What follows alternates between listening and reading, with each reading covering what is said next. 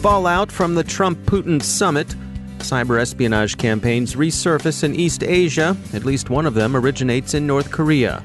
Telefonica sustains a major breach of Spanish customers' details. Passwords to DVRs are found cached in an IoT search engine. Those DVRs' firmware is also vulnerable to exploitation. And the US Census Bureau is asked to provide an overview of measures being taken to secure the 2020 census.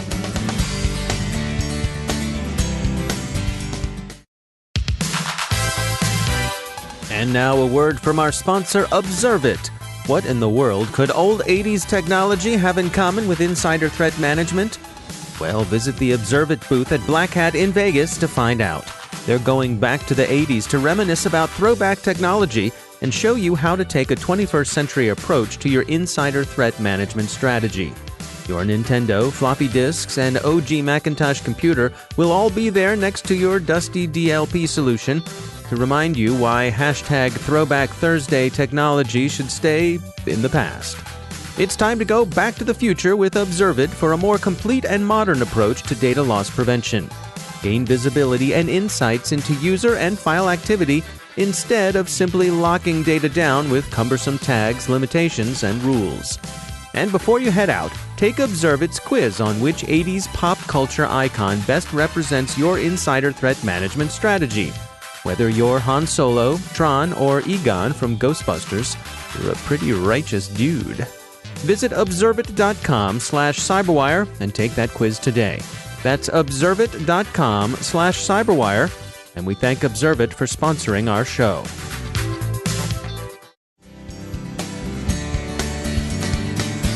Major funding for the Cyberwire podcast is provided by Cylance. From the Cyberwire studios at Data Tribe, I'm Dave Bittner with your Cyberwire summary for Tuesday, July 17, 2018. The Trump-Putin summit is over, with predictable noises about reduction in tensions, scope for cooperation, healthy competition, and so on. But observers are baffled by President Trump's choice of the Helsinki meetings to air his now familiar skepticism of the FBI and other elements of the U.S. intelligence community. He did ask President Putin about Russian information operations during the 2016 U.S. elections, received the foreseeable denial, and left it at that, leaving the impression that he sided with Mr. Putin over his own Justice Department. The impression was strongly reinforced by President Trump's Twitter feed over the weekend, and also at the post-summit press conference, where he said, with respect to his having asked President Putin about Russian hacking of U.S. political targets, quote, "President Putin says it's not Russia.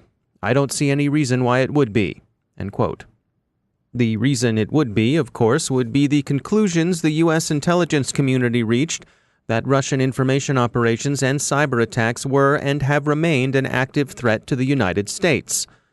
Director of National Intelligence Coates described the activity as, quote, "ongoing, pervasive attempts to undermine our democracy," end quote, and emphasized that the intelligence community was clear on that point. Late this afternoon, President Trump held a press conference in which he said he realizes his remarks in Helsinki require clarification. He didn't mean to say why it would be, but rather why it wouldn't be. Emphasis in his clarification. So he said he did think the Russians tried to meddle with the election and that he would vigorously defend U.S. elections against the Russians or anyone else. Also, he does have confidence in what the U.S. intelligence community has concluded and that he wants to continue dialogue and negotiation from a position of strength. He said, quote, "I have the strongest respect for our intelligence agencies," end quote, and praised both the line workers and the agency's leaders.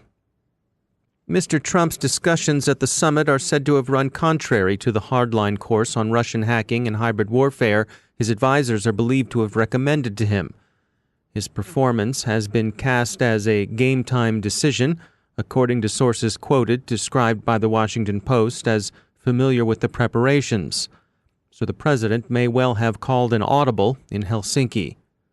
President Putin did acknowledge disagreement over one aspect, at least, of ongoing hybrid warfare. Mr. Putin said, quote, "President Trump's position on Crimea is well known. He talks about the illegality of the Crimean reintegration to Russia. We have another point of view. that a referendum was held in accordance with international law. For us, it's a closed question." End quote. President Trump's performance has generally not received good reviews, with reaction across the political spectrum ranging from disappointment to outrage. The president yesterday had already walked back some of his criticism about the intelligence community, saying he had great confidence in my intelligence people and emphasizing the importance of establishing better relations between the United States and Russia. Such loosening of tension would appear to be the best possible face to put on meetings. Indeed, the give peace a chance take on the summit, voiced by Senator Rand Paul of Kentucky, is about the only prominent U.S. support the president's performance has attracted, and that's tepid enough. Congressional Democrats understandably whooped it up this afternoon at a press conference of their own, taking a hard line on Russia that would have done credit to Barry Goldwater, and to be sure, they've got a point. Thanks to the considerable hype surrounding blockchain-driven cryptocurrencies like Bitcoin and Ethereum, there's been a lot of buzz around clever applications of blockchain distributed ledgers. James Tabor is CEO at Media Protocol, a company that's looking to use the blockchain and smart contracts to try to address many of the shortcomings of the current online advertising ecosystem. If you're an advertiser or a content creator, your way of reaching that audience is through these individual platforms, and your money and your content goes in one side and the audience's data and attention goes in the other, but never the twain really meet. And what we're trying to do with blockchain is bring a degree of transparency, not only to, say, the buying and planning purposes, but with Media Protocol to create a direct-to-consumer relationship. So as a content creator, you would be able to understand who in your network or who in your audience is responsible for that little bit of magic, which is, sharing or actually promoting your content more organically. How does this address, I guess, what I would describe as a natural tension that's at play right now when it comes to online advertising, which is that while people enjoy having ads targeted to them, they want to see ads that are of things that they're interested in. They're not so happy about all of the tracking that goes on. Personally, I think we're not so happy about the what passes for personalization these days, which actually is not personalized. It's I'm going to chase you around the internet with a bunch of stuff you've either bought or decided you don't really want anymore, or actually you're occupying an entirely different headspace. I mean, if I've been looking at sneakers and I then, let's say, go and read something about my football team, and then it's time to get back to what I was doing, and that could be researching the humanitarian crisis in Dufour, it's not really the best time to kind of serve me a personalized ad about a pair of sneakers, because my headspace has entirely changed. I believe that people enjoy being advertised to, but a conversation I was having earlier today, actually, which is really relevant, is that more and more marketeers and brands are trying to create content funnels. So it's not just about getting you straight into a pair of sneakers. It's about getting you into a piece of content about, it could be to do with how you might be exercising. It could be around your favorite sports team. There's plenty of other ways of reaching people. And that is more about relevance.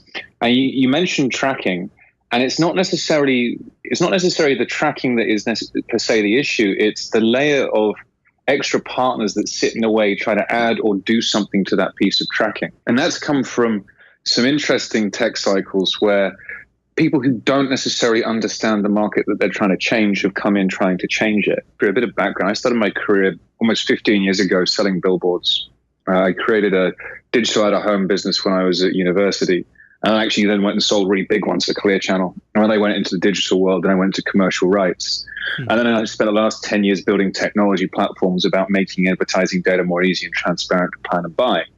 Now, for us, blockchain has been the missing piece of the puzzle. We'd kind of done the analytics pieces and the predictive and then prescriptive analytics. We always had these edge cases with questions. So for us, the smart contract allows us to bring that bit of clarity. The tracking and the data that we give to people in exchange for our interactions can be used to create more relevant content. I think we agree that having some things personalized towards us or made more relevant to us is actually a good thing.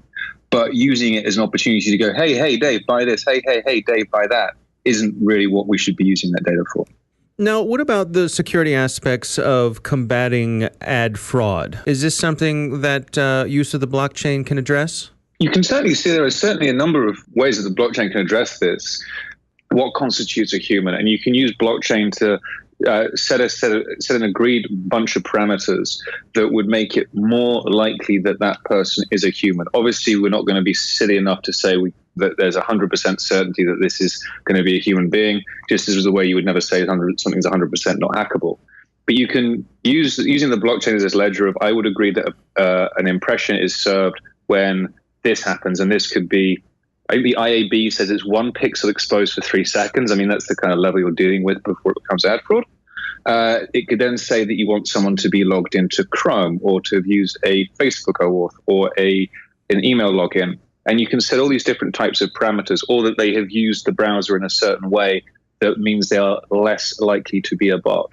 That can be written into the smart contract so that an impression could then only be paid for when that criteria is met. That's James Tabor from Media Protocol. Trend Micro reports an uptick in reconnaissance by the Andariel Group, a subunit of Pyongyang's Lazarus Group. Andariel's program includes mostly South Korean targets. The threat group is exploiting an ActiveX vulnerability in watering hole attacks. The activities seem to have been observed in the reconnaissance phase of the overall operation. Trend Micro is also tracking the reappearance of the Black Gear cyberespionage actor. Black Gear, which is also known as Top Gear and Komni, seems most interested in Japan, South Korea, and Taiwan. It's notable for its deployment of the Protux backdoor and its use of social media as command and control channels. There's been another data breach that will fall under the European Union's General Data Protection Regulation, the GDPR. Telefonica, one of the world's largest telecommunications companies, has reported a data breach that exposed personal information of millions of Spanish customers. European authorities have been notified, and the investigations have begun. The data was lost through the company's Movistar services, which includes landline, broadband, and television. New Sky Security reports finding passwords for tens of thousands of DVRs manufactured by Dufour. The passwords were cached within search results delivered by ZoomEye, an IoT search engine. The devices are also running old firmware, susceptible to a vulnerability that would allow an attacker to establish a TCP connection on a Dufour DVR and deliver a tailored payload through that connection. Concerns about election and census security are being raised in many quarters of the U.S. The next census, to be held in 2020, will rely far more than any previous constitutionally mandated census on electronic means of data collection. A group of former federal cybersecurity officials have called on the Census Bureau to review its security measures and to provide an overview of that security in a transparent fashion. To return to yesterday's summit for a moment, President Trump did congratulate President Putin on the country's successful hosting of the World Cup, and President Putin gave him a commemorative soccer ball. Some people, Senator Lindsey Graham of South Carolina among them, have in all apparent seriousness advised that the soccer ball be scanned for bugs. But the soccer ball is probably as innocent as those little portable cooling fans passed out as swag during the Singapore meetings between U.S. and North Korean leaders. So the soccer ball may well be innocent enough, but given that one of the principal objectives of Russian information operations has long been to erode confidence in the policies, views, and conclusions of the United States government with respect to information and cyberspace, it seems difficult to regard the summit as anything other than an own goal. And now a bit about our sponsors at VMware. Their trust network for Workspace ONE can help you secure your enterprise with tested best practices. They've got 8 critical capabilities to help you protect, detect, and remediate. A single open platform approach, data loss prevention policies, and contextual policies get you started.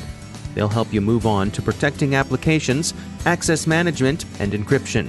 And they'll round out what they can do for you with micro-segmentation and analytics.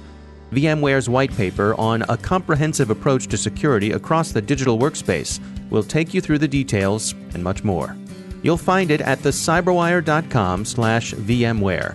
See what Workspace ONE can do for your enterprise security. thecyberwire.com/VMware. And we thank VMware for sponsoring our show.